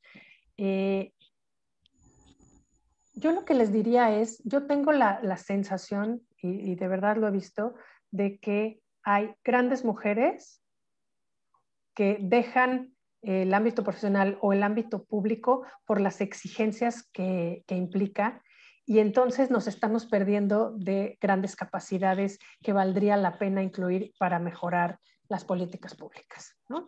Y tiene que ver con que las instituciones públicas siguen sin tener una perspectiva de género clara en la que se puedan cuidar ciertos roles, horarios, etcétera, tanto para hombres como para mujeres. Algo que yo les decía es, yo como evaluadora independiente que tengo mi propia empresa y demás, pues yo determino mis propios equilibrios, ¿no? Pero cuando uno quiere ser funcionario público, de alguna manera se empieza a sujetar a unos horarios que son mucho más que los horarios normales y habituales. Hay muchísimas más horas de trabajo. Y ahí creo que estamos sacrificando que, dado que las tareas de cuidados siguen siendo predominantemente femeninas, muchas mujeres tengan que optar por o no acceder a puestos de más alto nivel del que podrían o simplemente salir del mercado laboral, ¿no? Entonces, ahí yo creo que la sociedad completa pierde cuando no logramos que las condiciones de trabajo sean unas condiciones justas para todos, ¿no? Yo tengo dos preguntas personales, Claudia. Adelante. Si una es, no sé si yo exagero, y si exagero, corrígeme por si te pregunto. El hecho de que no haya permisos de paternidad en nuestro país pudiera considerarse violentar a la mujer que acaba de dar a luz o tener una cesárea y que su pareja no está para ayudarla a cuidar al niño. Ay, habría que ver exactamente qué entra en los distintos tipos de violencia contra las mujeres, ¿no? Porque, ajá, por ejemplo, digo, a ver, lo primero que pienso es estos temas de violencia obstétrica, ¿no? Pero, por ejemplo, violencia obstétrica tiene más que ver con esterilizar a una mujer sin su consentimiento, por ejemplo, ¿no? O no esterilizarla aun cuando lo está pidiendo. Esa es violencia obstétrica, ¿no? Entonces, habría que ver las distintas categorías, pero más allá de si es violencia o no es violencia, yo lo que creo es que es una práctica que perpetúa una desigualdad que viene dada por la creencia de que el cuidado de los niños es tarea de mujeres, ¿no? Sí. Entonces, no sabría, ¿sabes? O sea, ya tendremos que hablar con expertas en violencia contra las mujeres para saber si eso se podría llamar propiamente hablando violencia, pero en todo caso, lo que sí hace es que perpetúa una desigualdad de género que tiene consecuencias en muchísimos planos, ¿no? Claro. Y la segunda, ¿cómo cuánto crees que le haga falta a nuestro país para que pudiera aprobarse la ley de permiso de paternidad?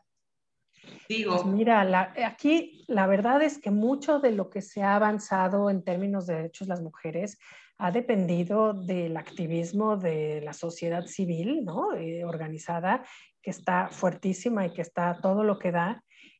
Pero bueno, insisto, si no tenemos tomadores de decisiones en el poder legislativo que estén versados en el tema de género y que puedan entender el valor que tiene para una sociedad este tipo de iniciativas y de leyes, pues podemos por un lado estar avanzando, que por otro lado va a haber retrocesos, ¿no? Por ahí lo que mencionaba Bernardo hace rato, también tenemos el tema religioso que se mete ahí y que se nos cuela en la agenda, a veces a favor, a veces en contra.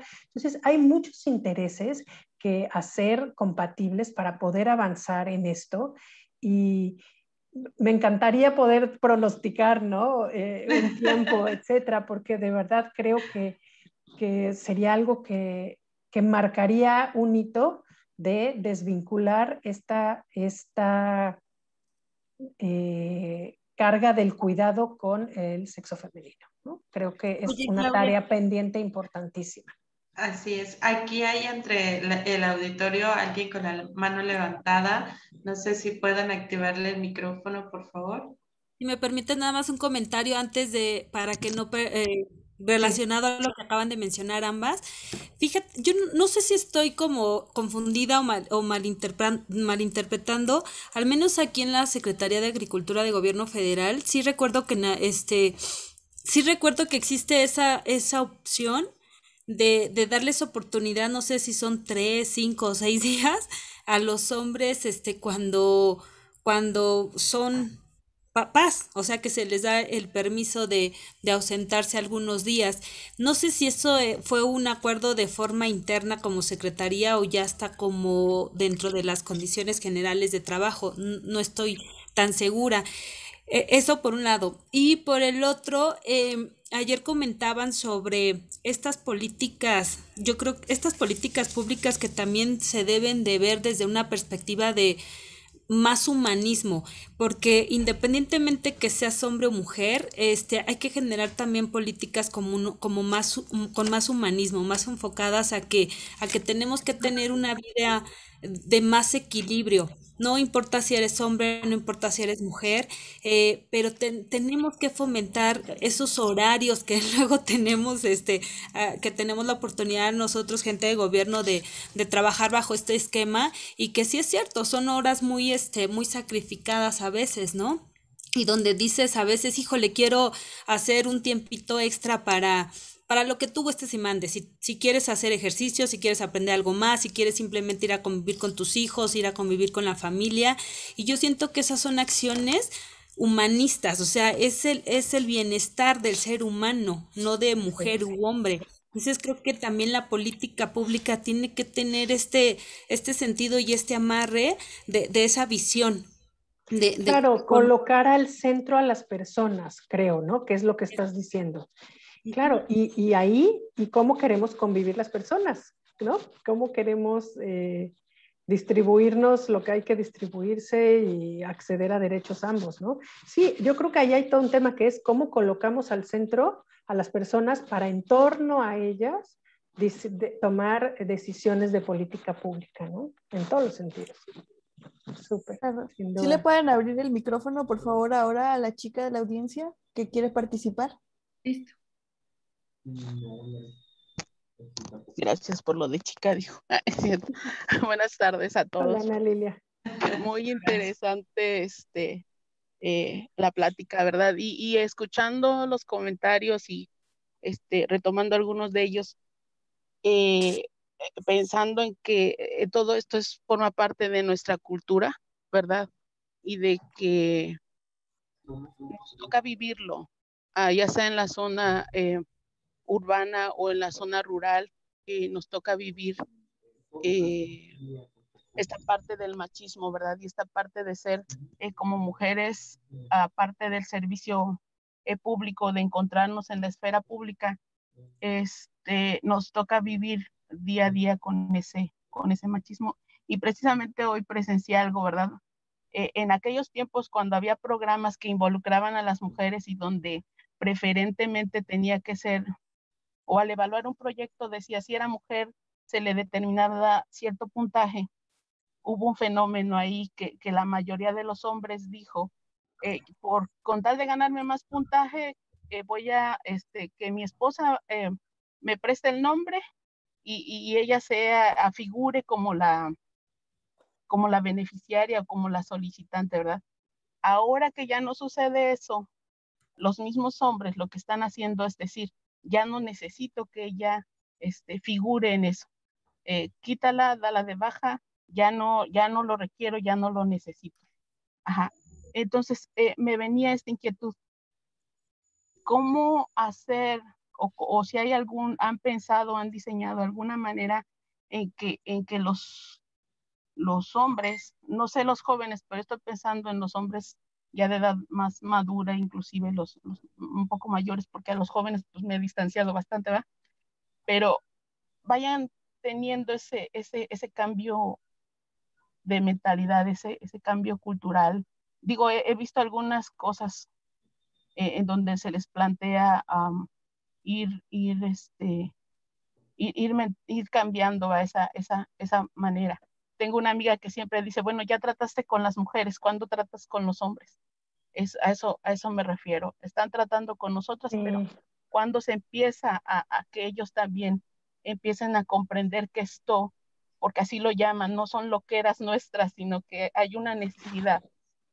Fíjate que, a ver, escuchándote me vienen a la mente dos cosas. Esto que dices de cómo los hombres aprovechaban a las mujeres para poder bajar proyectos, yo te diría, había un programa en el que pasaba algo al revés, que era el programa Oportunidades, que después fue Prospera y todo eso, y es que de repente veíamos en el padrón de beneficiarios que las mujeres se ponían como integrantes de familia solo a sus hijos, entonces pensábamos que eran madres solteras, pero a la hora que llegábamos a campo a visitarlas, resulta que optaban por no registrar a los hombres, porque los hombres les podían causar que no accedieran a los apoyos porque faltaran a sus citas médicas o cosas así. Entonces, ellas también oportunistamente decían, mejor lo sacamos y así yo sigo recibiendo mi apoyo. Entonces, ahí te diría, pues creo que es un tema más de los incentivos que genera una política pública para que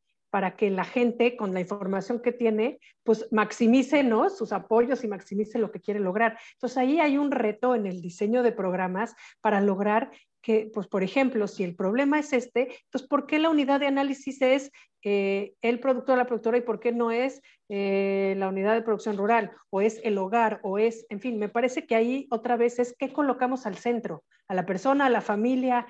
Si no lo vemos en conjunto, podemos generar este tipo de incentivos perversos, ¿no?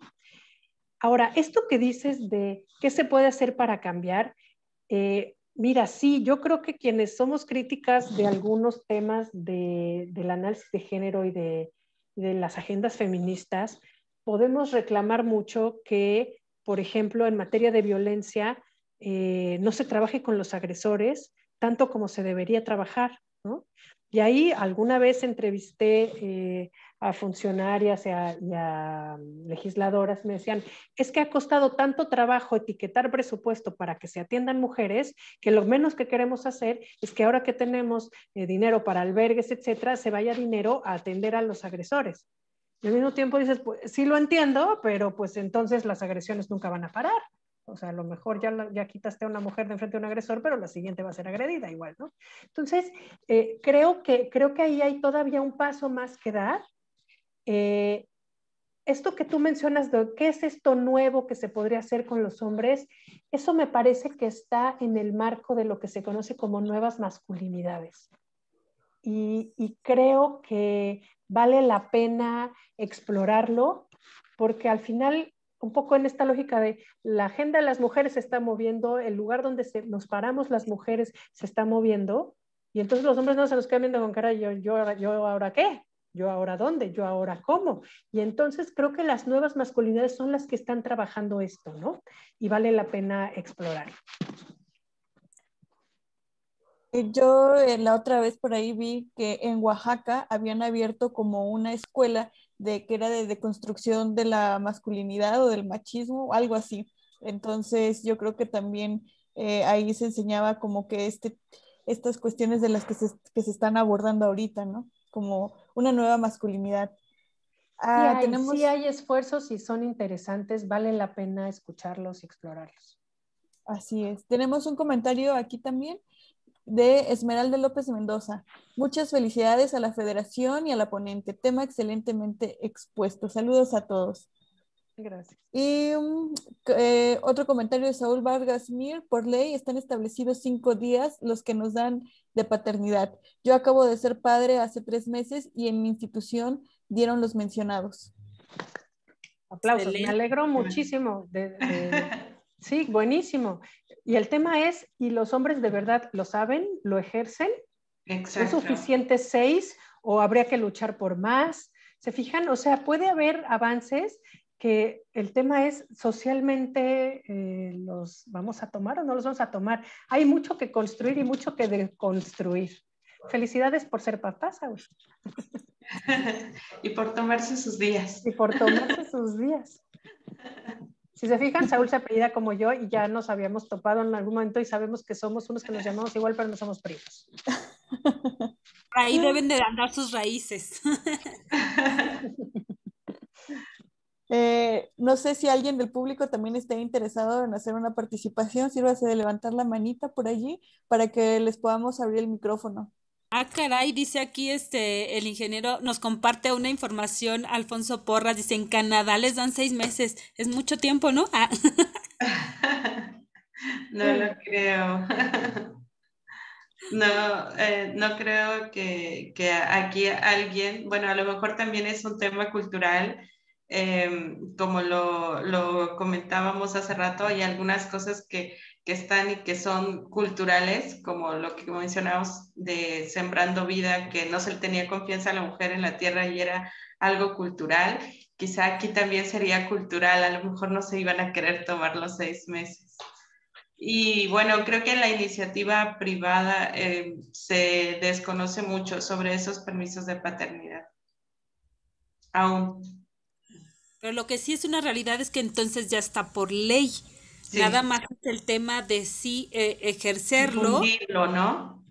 Y ejercerlo. Exacto. Que los mismos jefes efectivamente tengan esta cultura de sí darlos, porque te aseguro que detrás de todo esto es, ay, ¿a poco te vas a tomar tus días? Ya los escucho burlándose de ellos mismos, ¿no? Así es. Es parte también de la deconstrucción, yo creo. Sin duda. No sé si hay otra pregunta. No, solamente comentario igual de Alfonso Porras, quien es presidente, por cierto, de la Asociación de Egresados de Chapingo en Tamaulipas. Y dijo que él sabe eso porque él tiene un hijo en Canadá. Entonces, confirmadísimo. Por aquí había la participación de Pati Baños. ¿Sí levantaste la mano, Pati? Sí, adelante para darle entrada sí, al micrófono. No, perdón, no, nada más en los comentarios puse que el 24% de los asistentes eran hombres, porque hace rato Claudia lo comentó, entonces, pues sí, siguen siendo pocos. Sí. Ok, gracias. Muy bien, entonces, ¿alguna otra participación entre el público? Voy a aprovechar a recordarles mientras los que están como asistentes dentro de esta ponencia, el poder recordarles que está el link para que registren sus datos, está el formulario ahí para que tengan una constancia sobre esta conferencia Género y Evaluación de Políticas Públicas. Entonces no se les olvide registrarse, por favor, chicos y chicas. Aquí tenemos ya otros comentarios. Rodolfo López Macías, extraordinaria conferencia sin desperdicio de principio a fin. Felicidades a la federación y a la conferencista. Sol Solano, saludos cordiales desde el estado de Guerrero, UBBJ, Ingeniería Agroforestal. Gema Villanueva, muy buena información. Y por aquí había visto, saludos desde UBBJG, Pánfilo Natera. Me parece que esta institución está en otro país. La verdad, nunca la había escuchado. a que nos describan para saber qué significa. Sí, a todos los que nos mandan saludos sería bueno que también en vez de mandar nada más las siglas de sus instituciones, le pusieran también completo para también tener ya la certeza y el conocimiento desde dónde nos escriben. Bueno, y nosotras a otras conferencistas les hemos preguntado, Claudia, la mayoría de nuestro auditorio son agrónomas o mujeres que están trabajando en el campo o en las comunidades. Entonces, ¿qué nos propondrías o qué nos sugieres que hagamos en ese sentido de sororidad y de unirnos para poder pues, avanzar juntas en todo este tema de, no sé, de seguir con el tema de género o luchando por esos derechos? Miren, digo algo que con lo que cerraba yo mi ponencia y yo insisto es, no por ser mujeres tenemos la perspectiva de género clara e integrada. Podemos ser mujeres machas. De verdad, tengamos cuidado, no, en serio, o sea, de verdad este machismo y esto se perpetúa a través de también cómo funcionamos las mujeres, no es nada más cosa de hombres, de verdad. Entonces, número 1, sí, por favor, sensibilidad y formarse en materia de género, creo que es algo necesario para que tengamos elementos para tener conversaciones informadas desde otro lugar, que nos podamos dar cuenta de verdad de dónde están estas desigualdades, de dónde están estas discriminaciones y cómo nosotros podemos estarlas perpetuando, ¿no? Creo que ahí hay algo importantísimo que hacer. Yo he visto y de verdad he tenido en mi vida profesional la gran oportunidad de colaborar con muchísimas mujeres. Como les decía hace rato, el Coneval predominantemente femenino ha sido mi cliente muchísimas veces. Consultoras mujeres dentro de mi equipo, que mis equipos son mixtos y he tenido consultores maravillosos y consultoras maravillosas. Pero sí creo que cuando podemos las mujeres trabajar juntas para sumar hacia los resultados de desarrollo que perseguimos, logramos maravillas. Entonces, sí, estas conversaciones de apertura a imaginarnos un mundo distinto, entendiendo dónde están las desigualdades para trabajar para evitarlas, con el profundo respeto de todas las diferencias que podemos tener de mujeres, creo que es fundamental.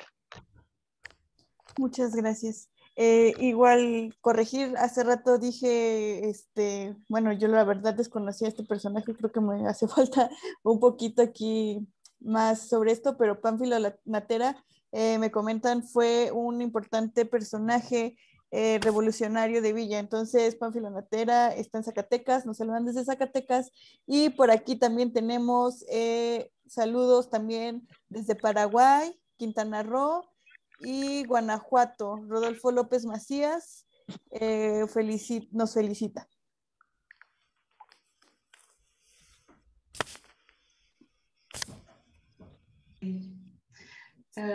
Pues alguien nos escribe de Dios. Islas, excelente presentación e información. La forma de manejar la información muy fluida, clara y sencilla. Felicidades, Vladimir Uribe. Pánfilo Natera, gobernador de Zacatecas. Okay. Y también nos mandan saludos desde Paraguay. Así que ya, bien internacional nuestro evento, muchachas. Los Ángeles, Paraguay, Perú, Colombia, por ahí había visto.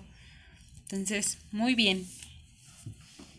Perfecto. De mientras también quisiera aprovechar para invitarlos a todos a nuestro siguiente evento, que va a ser un evento cultural, que va a estar también muy interesante, que tiene que ver con la sanación a través de la música y la danza, y también vamos a tener poesía otomí. Entonces, para que estén atentos.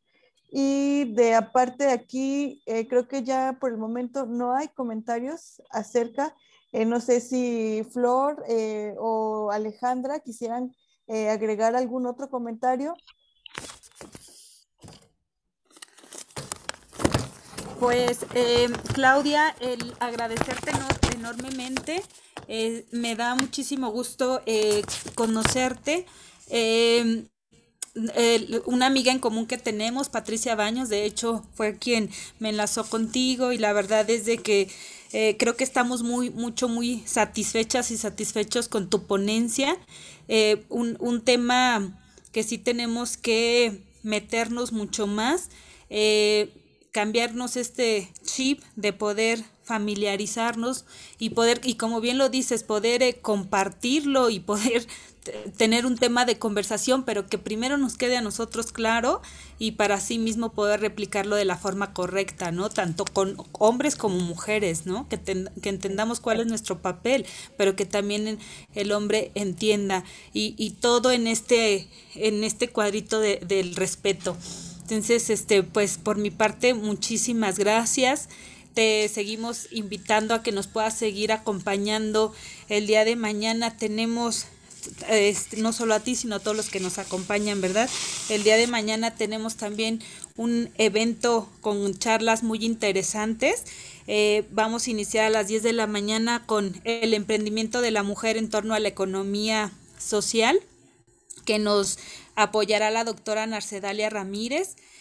Esto empieza a las 10 de la mañana. A las 12 tenemos una conferencia también muy importante que se llama Retos de la Mujer Chapinguera como estudiante madre, que nos imparte Francisca Abelló. Ella es diputada local en el estado de Sinaloa y nos da muchísimo gusto que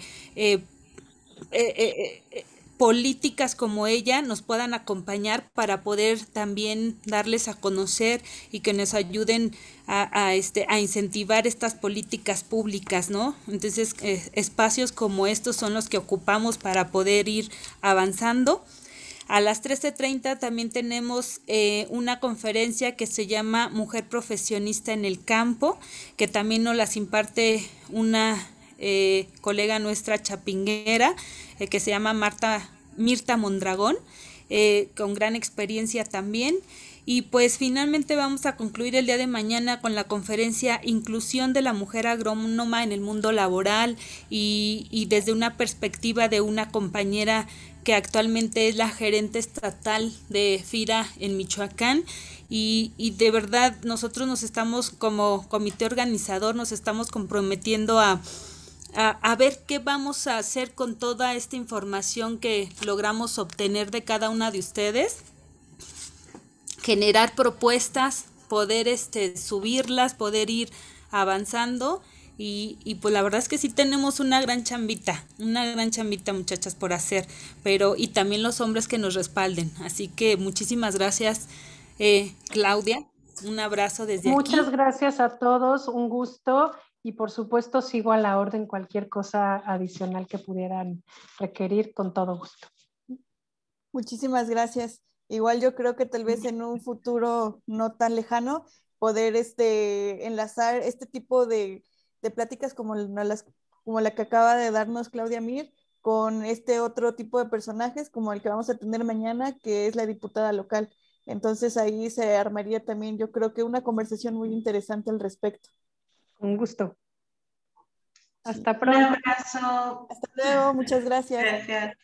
Y sigan pendientes, ahorita dentro de unos 10 minutitos vamos a continuar con nuestro evento, el evento cultural, uno muy bonito que también han preparado unas compañeras con mucho cariño para todos nosotros. De hecho, complemento a ello, si me permiten, es el evento cultural, se llama La Sanación a través de la danza y la música, que yo creo que muchas veces lo dejamos de lado, pero esta parte donde sí bailar, la verdad es que sí, pues hasta nos generamos esa hormona de la felicidad y aunque traigamos muchos problemas, no sé por qué, pero de repente nos ponemos muy felices. Entonces, no se nos vayan, empezamos ahorita a las 7, de hecho ya vamos a empezar a probar el audio con nuestra conferencista. Ella se llama Leslie Elizabeth de la Vega Pavón.